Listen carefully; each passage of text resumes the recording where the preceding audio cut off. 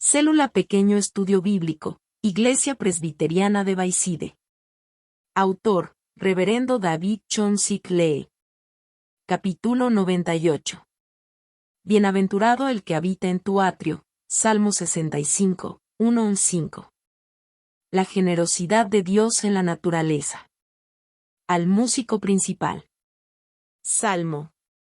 Cántico de David. Tuya es la alabanza en Sión, oh Dios, y a ti se pagarán los votos.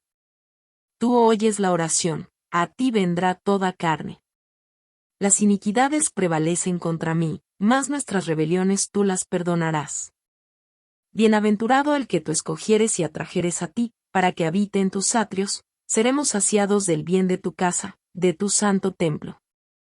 Con tremendas cosas nos responderás tú en justicia, oh Dios de nuestra salvación, esperanza de todos los términos de la tierra, y de los más remotos confines del mar. En el texto de hoy, David dice, ¿cómo es la persona que es bienaventurada? ¿Y qué enseñanza le da a usted este texto? Amén. El texto de hoy, en Salmo 65, es uno de los poemas de gracias de David. Los poemas de gracias fueron utilizados en periodos especiales como Pascuas, tabernáculos y fiestas de las semanas o día de reposo. Sin embargo, la peculiaridad de estos poemas no fue escrita específicamente por los diferentes antecedentes, sino dando una especial gracia a Dios, quien es nuestro Creador y nos escogió para ser salvados desde el principio hasta el fin. Y alabar la misericordia de Dios por guiarnos nuestras vidas dentro de la gracia general de Dios.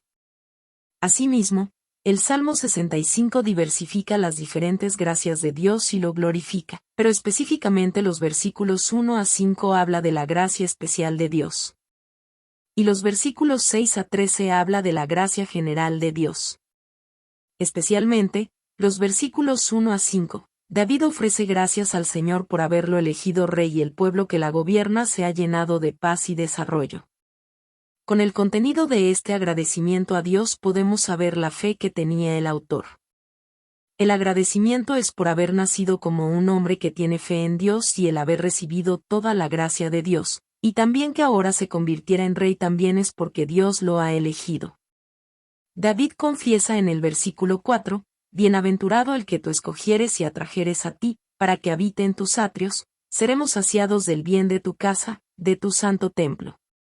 La palabra, escoger, en hebreo es, Baar, que significa que antes de la creación, Dios nos escogió como sus hijos entre muchas personas. Si creemos en esto, nunca podemos perder la salvación, porque el que nos escogió a nosotros como sus hijos antes de la creación no nos va a abandonar, puesto que si fuera lo contrario no tendría sentido. Pero esto no quiere decir que podemos vivir como queramos. Si pensamos así, pueden estar seguros de que dentro de nosotros no está el Espíritu Santo, y no fue elegido Hijo de Dios antes de la creación. El que tiene fe en Dios, sabe que la salvación fue por la gracia de Jesucristo y sabe que no la va a perder porque fue un regalo de Dios para nosotros para siempre, aún así, sabiendo que no la va a perder. No puede cometer ningún pecado porque dentro de esa persona mora el Espíritu Santo que está en constante lamentación si vivimos en el pecado. Ese sentimiento de culpa no podemos vivir completamente, por tanto, nos queda más que alejarnos del pecado. Si usted siente un terrible sentimiento de culpa cuando comete algún pecado, debe alegrarse, porque fue elegido Hijo de Dios, pueblo de Dios antes de la creación. David también da gracias a Dios por haber sido elegido Rey de Israel, confesando que fue solo a través de Dios que fue posible ser elegido Rey, puesto que David pasó muchos obstáculos que pudieron sobrepasar y eso fue posible porque Dios estaba con él. Todo fue porque Dios lo eligió a David como rey para que trabajen juntos, el pueblo de Dios. Además, David refiere que Dios lo atrajo hacia él.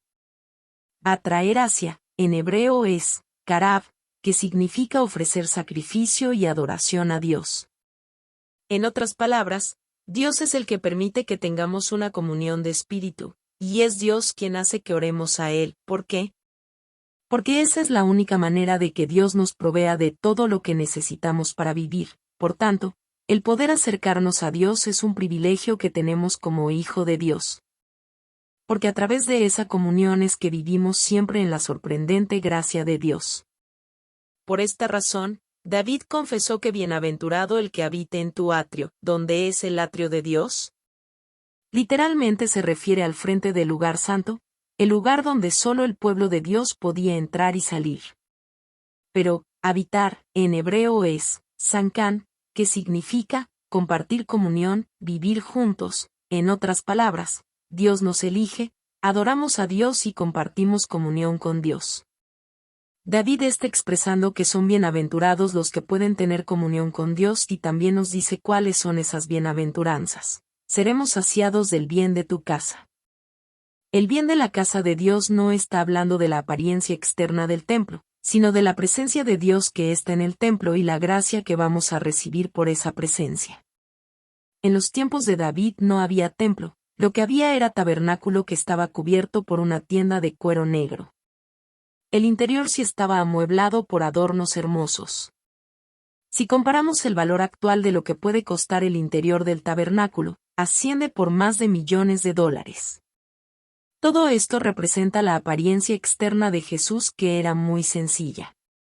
Pero quien quiera que entre dentro puede comprobar lo valioso que existe en lo interno.